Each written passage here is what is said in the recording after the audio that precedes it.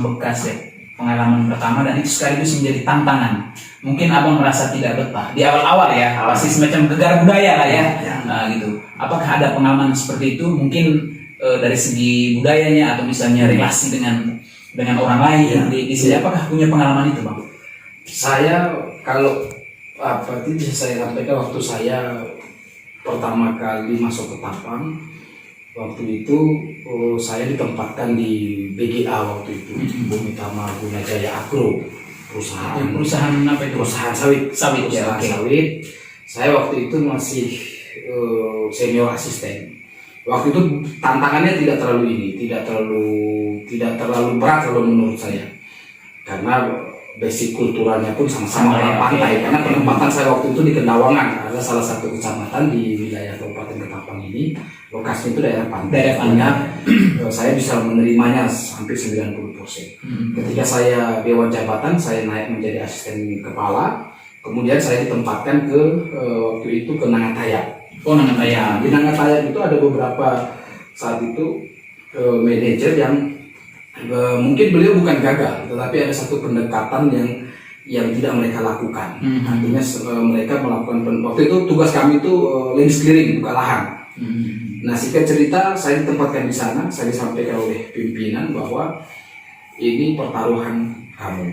Kalau kamu berhasil, maka wilayah itu kamu yang akan mimpin. Nah, pertama kali saya masuk itu memang luar biasa. Luar biasa, kami itu ditolak. Kemudian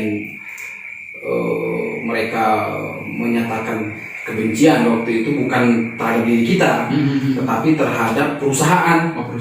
Nah, itu poinnya, yang dia benci adalah perusahaan, tapi bukan kita secara pribadi. Artinya saya dari warga setempat ya. Dari warga setempat menolak. Jadi saya melakukan pendekatan waktu itu sampai kemudian saya belajar tentang akhirnya sakingnya saya itu belajar bagaimana kulturnya mereka, walaupun secara basically-nya saya sudah tahu, karena tidak ada bedanya dengan kita di sana, dengan kami di Manggarai sana di Flores, itu tidak ada bedanya. Nah, satu yang berkesan itu sampai dengan detik ini saya sampai menyatakan saya belajar hukum Dayak itu sampai tidur sama-sama dengan babi. Yang walaupun itu adalah orang, walaupun saya itu orang Islam. Saya Islam. Jadi saya belajar, namanya ada dua bapak angkat saya di sana, namanya semua itu adalah demung adat. Itu Pak Sebastian Skuhir sama Pak Gimbol. Pak Gimbol udah almarhum. Dengan beliau berdua tuh sampai saya itu tidur sama-sama dengan kami. Nah, artinya apa? Kita memang kalau kita mau diterima, memang kita harus melebur. Nah, kita harus melebur. Nah, dan alhamdulillah setelah itu saya lakukan, itu yang sangat saya berkesan. Daerah namanya di desa Pati Benteng. Nah, daerah Pati Benteng itu senior saya terdahulu itu gagal membukanya. Artinya perkembangannya nggak baik, tidak ada grupnya. Nah, itulah yang saya selama hidup saya, dari saya kecil sampai kemudian saya pada saat itu saya tidak pernah memang tidur bersama-sama dengan babi itu, belum pernah. Tetapi itu harus dilakukan untuk apa? Agar kita bisa meleburkan diri kita, sehingga memang sehingga kita bisa diterima dalam kondisi apapun. Saudara saya ini datang, tapi dia menerima semua apa yang saya makan, semua mereka terima, walaupun saya bilang saya memang tidak makan ini. Dan itu mereka menerimanya luar biasa. Tapi kan ada, kalau di masyarakat di Kalimantan Barat ini, terutama di Ketapang ini, peliharaan seperti itu menyatu dengan rumah. Beda dengan kami di Flores di Manggarai sana, itu binatang peliharaan itu dia dikandangkan. Jadi dia terjaga kebersihan dan seterusnya. Kalau di sini kan dia langsung menyatu. Dan memang itu pilihannya, mau tidak mau, karena ada satu tujuan besar yang harus dicapai. Dan sampai dengan sekarang pun saya dianggap sebagai orang di sana, sebagai bagian dari sana. Jadi kalau saya itu pulang ke Pontianak, saya harus singgah di kampung. Padahal di situ mayoritas Katolik. Mayoritasnya Katolik. Nah, itu yang pertama, itu kesan yang pertama. Kesan yang kedua, saya waktu itu pernah dipaksa mimpin doa. secara Katolik dan saya lakukan sampai orang itu mengatakan Bapak ini Islam apa Katolik, saya nggak tahu lah pokoknya. Tapi ketika saya diamanahkan untuk memimpin doa, saya pimpin doa ya karena apa tadi kebersamaan kemajemukan di Flores Iya, itu bisa saja itu ya, Bang. Nah. itu yang saya itu karena dari kecil kami itu diajari seperti itu. Jadi dulu belum ada TK, adanya cuma TK Katolik yang di bawah SDK. TK Katolik Pak. Nah. Itu kan belum ada. Nah, jadi saya udah terbiasa seperti itu sampai. Nah itulah kesan saya itu artinya memang apapun agama kita, ketika kita memang harus melebur, kita harus melebur dulu, ya kan, baru kita bisa mengerti air ini keruh apa bening. Tanpa harus meninggalkan iman dan kepercayaan, tanpa harus meninggalkan, itu semakin kuat. Orang Daya itu mengatakan demikian. Wah, ada ya orang Islam di Flores? Ada, banyak, banyak. Hampir 20% saya kira. Nah, jadi mereka tuh sampai salut luar biasa katanya. Nah, orang-orang Daya itu sangat menjunjung tinggi kejujuran. Nah, itu hebatnya. Dan itu sama dengan orang NTT. Itu yang kita punya. Orang NTT itu yang dia punya. Makanya orang NTT itu pantang dibohongi sama dengan orang Daya. Orang Daya itu ngomong apa adanya. Kalau nggak bisa bilang tidak bisa. Kalau bilang jangan berpura-pura orang Katolik padahal orang Islam. Tidak boleh. Orang Daya itu suka begitu. Harus tunjukkan identitas. Saya orang Islam. Saya tidak makan ini. Pas ada acara itu, saya langsung ingat kampung. Dikasih ayam, dikasih pisau, potong sendiri. Ya. Kan itu luar biasa. Baru udah tanggung makan daging di sini. Makan luar biasa. Dan yang kedua tadi itu yang mimpin doa itu, saya pun sampai bingung sendiri kok bisa mulut saya itu mengeluarkan doa. Orang semua tuh menjadi terkhidmat di situ tuh. Kala kerenceng tuh. Itu kesan saya di sini. Akhirnya kemudian saya memutuskan untuk mengangkat 2 orang anak orang Dayak yang tinggal di rumah saya dari SMA, sekarang kuliah mereka lagi kuliah. Nah, jadi seperti itu sih kesan saya yang sangat luar biasa di sini. Jadi gitu. Kalau dari Abang Jack gimana? Ada nggak pengalaman dalam tanda kutip, pengalaman traumatis lah ya? Biasa kan Abang ketika dari Papua kan lama Abang. Iya, dari Papua. Pace-pace. 2017 sama Di 2017 itu adalah pengalaman yang kalau mau bilang mati-mati sudah di situ. Karena saya sebagai guru agama Katolik yang dimana selain saya mengajar di sekolahan, saya juga melakukan pembinaan kepada anak-anak. Pembinaan itu salah satu tugas pokok mereka yaitu mereka harus ke gereja tiap hari Minggu. Nah, di 2017 setelah saya menikah, karena dengan karakter saya yang keras dari budaya Papua dan juga budaya NTT, karena saya dulu gini, jujur saja bahwa waktu kita masih SD itu kan guru tempeleng, guru pukul pakai kayu itu kan biasa saja kan. Dan bodohnya saya pada waktu saya menerapkan itu di zaman sekarang. Dan saya pernah menempel satu siswa dan saya tidak ada. Benda adat ya di saya. Benar. Dan itu suatu pengalaman yang memang membuat saya itu antara hidup dan mati. Jauh dari keluarga, jauh dari teman, saya hanya dengan istri saja. Pernah kadang menangis. Saya pernah diadili di rumah, dihadiri banyak orang, ditonton banyak orang. Karena memang di sini Bang Jack tidak boleh. Sentuhan secara fisik. Tidak boleh. Dan selain secara adat tidak boleh, secara hukum juga tidak boleh. Itu saya mengatakan bahwa saya bodoh pada waktu itu. Artinya kan saya tidak membuka diri ya, sehingga dengan kekerasan saya dan lain sebagainya itu akhirnya tempel. Dan kemudian beberapa bulan kemudian orang tuanya marah dan saya di bawah hukum secara adat. Dan hukumnya besar, biaya besar. Saya tidak punya apa-apa waktu, tapi saya melihat satu pengalaman di mana saya belajar dari pengalaman itu.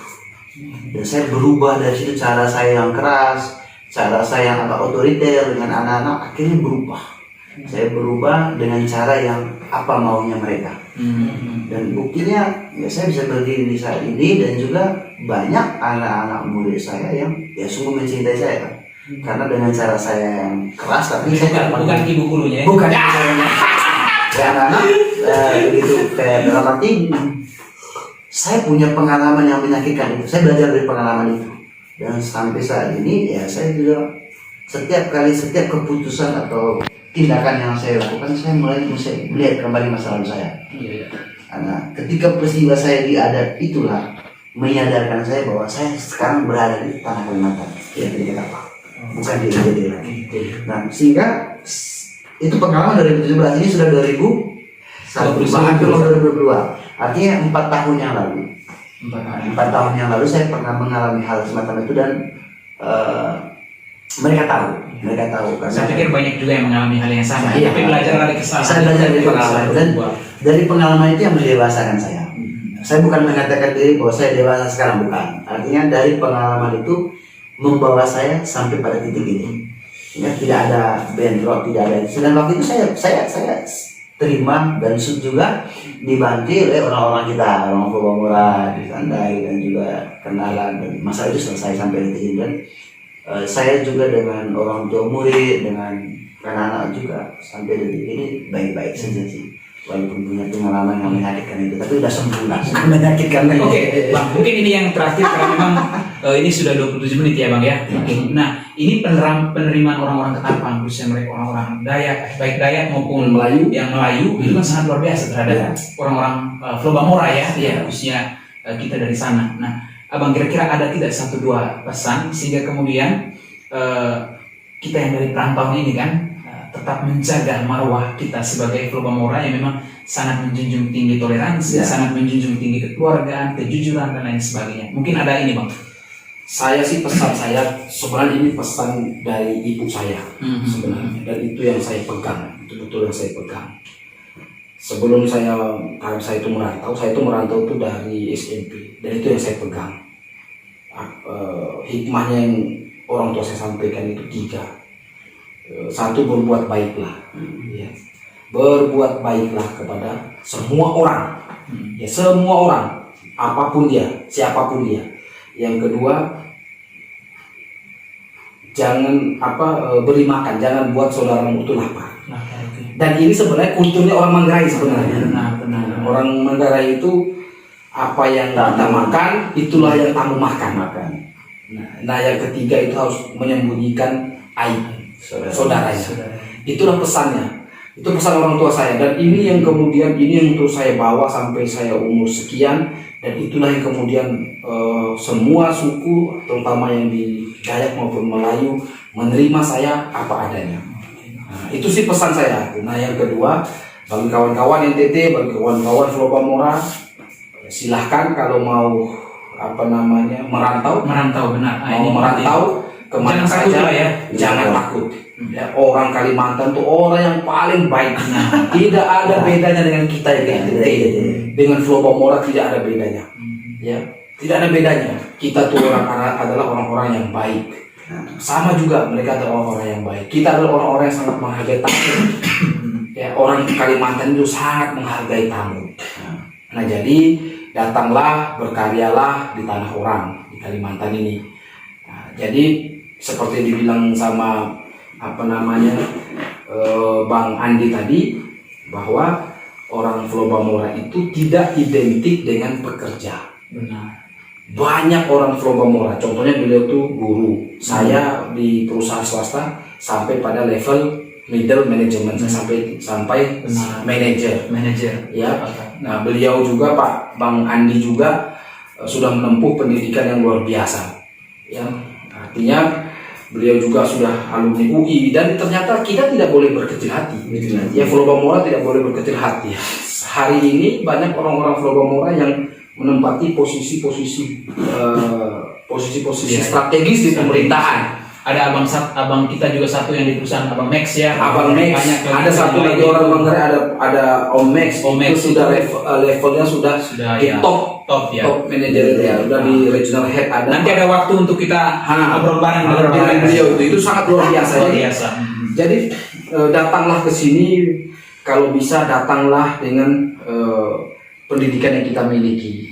Kalaupun memang hari ini kita datang hanya bertamat SD di tanah ini, kita buat anak kita tamat kuliah. Itu poinnya, penting. Poinnya itu. Jadi dimanapun kita harus mendidik anak-anak kita untuk mengambil sekolah-sekolah yang formal. Ya. Memang ada orang yang sukses, tapi 1000 hanya 1 orang. Yang orang pun tidak sekolah tapi dia sukses. 1000 hanya 1 saja. Perbandingannya seperti itu. Jadi kita orang-orang NTT, orang Flow Bamora datanglah ke Kalimantan, lalu buat anak-anak kita menempuh pendidikan yang setinggi-tingginya. Nah, jadi seperti itu. Kemudian saya juga udah habis di perusahaan. Saya juga dipercaya lah, karena ada di Politeknik juga ada kekurangan dosen. Saya juga mengajar, diminta sama Pak Direktur untuk membantu Politeknik. Ya. Jadi teman-teman, kita ini perlu berbangga meskipun banyak juga orang-orang kita perantauan dari NTT yang datang ke sini, dan istilahnya itu dodos ya, dodos sawit memang untuk riset. Tapi kalau misalnya kita cek lebih jauh lagi, banyak orang-orang hebat kita dari NTT juga yang menempati posisi-posisi strategis di perusahaan. Salah satunya kan abang ini masih muda dan sudah punya pengalaman seperti itu. Jadi tidak boleh minder ya, tidak boleh begitu ya. Dari Bang Cek mungkin Bang. Oke, saya juga sepakat dengan abang saya ini, kayak Iman, bahwa pesan-pesan moral yang disampaikan oleh orang tua kita ketika kita mau berangkat merantau itu kan pasti hampir sama ya.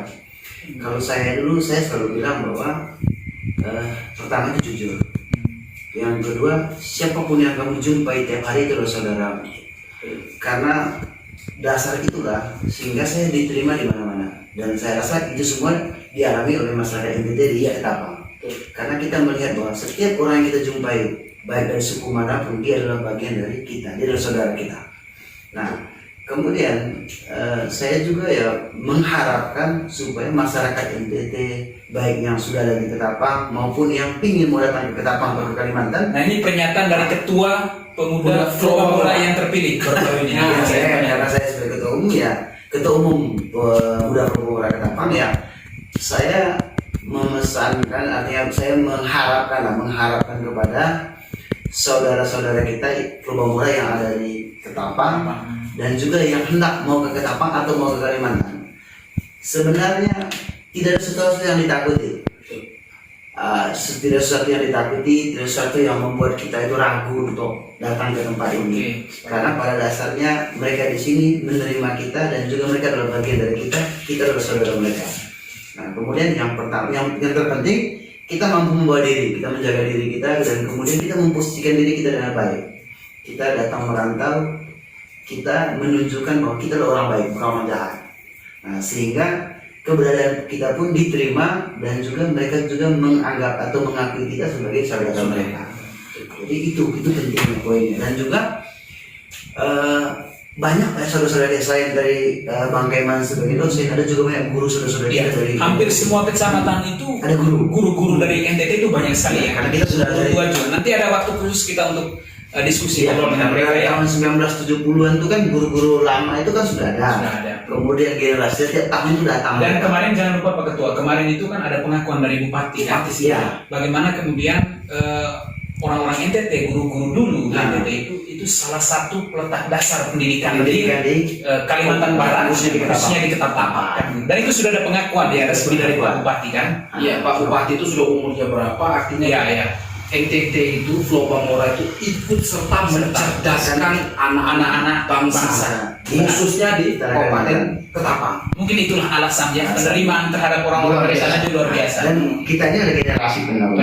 Kita juga berjuang atau punya mimpi yang sama untuk mencerdaskan anak bangsa di tempat ini.